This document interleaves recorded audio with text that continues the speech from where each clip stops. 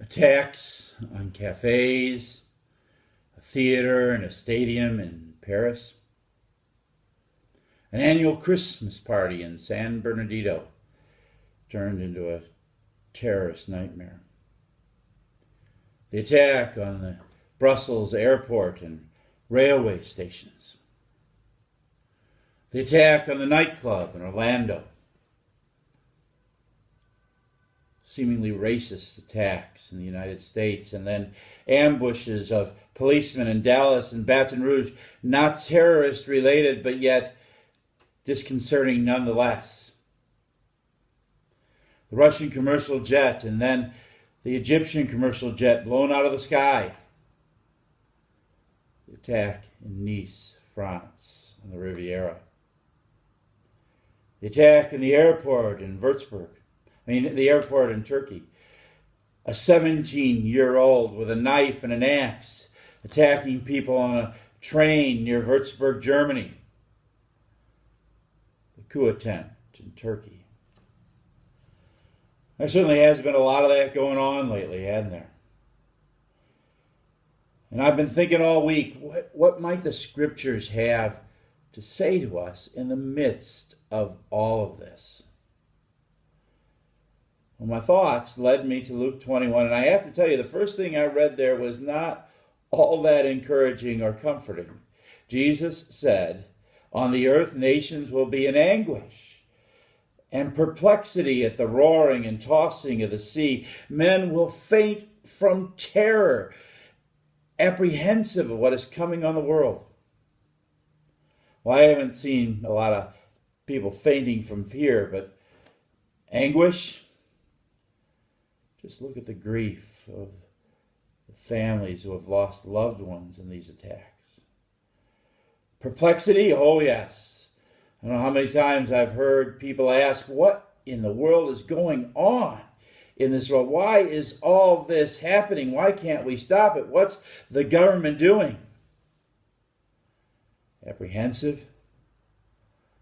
I know I've experienced that in my own life.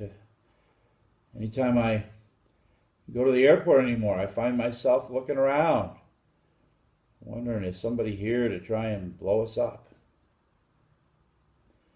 The other day when we were leaving Salzburg on a train to come back to Frankfurt, Austrian police got on and they went down the center aisle of every car in that train.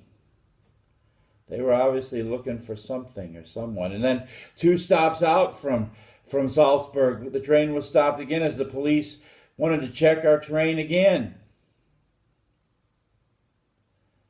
Saturday, when we put Beth and Jason and John on the plane, I have to admit it was with a tinge of worry and concern in my heart.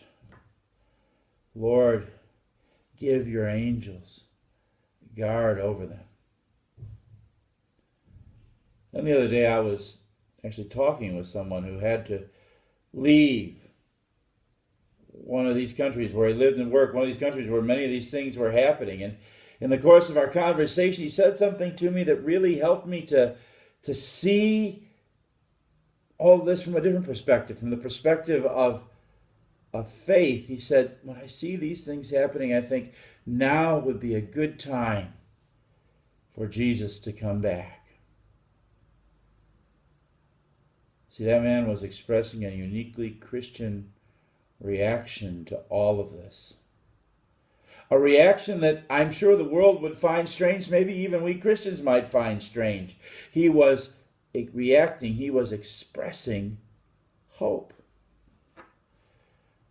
Now, believe it or not, from the perspective of our faith, hope is perhaps the most appropriate of all responses. Jesus says so in Luke 21. Just a couple of verses after the one I read before, he says, when these things begin to take place, stand up, lift up your heads, because your redemption is drawing near. See, that's right. In the midst of all these terrible events, our faith produces in us the most unexpected reaction. It produces hope. Now, I don't want you to get Jesus wrong. I don't want you to get me wrong. We don't rejoice because of these horrible events. These terrorist attacks are not our reason for hope. Hope comes from Him in spite of these attacks. Our hope comes from the fact He warns us that these things will happen. And that reminds us that He's the one who's really in control, that none of this surprises Him, none of this takes Him off guard, that He, our God and Savior, is still King, and that's good news. For no matter what's going on, we know beyond all doubt that He who rules over all things, He loves us. And we know we can trust Him. And we know these things because in love He gave His own Son. Because His Son loved us and gave His life for us on the cross. And we know that there's nothing that He can't handle. Not even death could defeat Him. On the third day He rose again. And He did all this because He desires all men to be saved and to come to the knowledge of the truth. He did all this because He wants to spend all eternity with us. Jesus said, I go to prepare a place for you. And if I go to prepare a place for you, I will come again to receive you unto myself, that where I am, you may be also. And it's because of that we live in the confidence that we, no matter what happens, we are more than conquerors through Him. Now, these things that have happened are terrible. We must fight terror and hate with all of our might. We understand anguish and perplexity and apprehension. We experience those things. But they cannot rule the day. They need not rule us, because we have something no attack, no terrorist, nothing can take from us. Jesus gives us something better and stronger. He gives us a hope that will not fail, a hope born of His love for us, of His power over sin, death, and the world, of His faithfulness to His promises.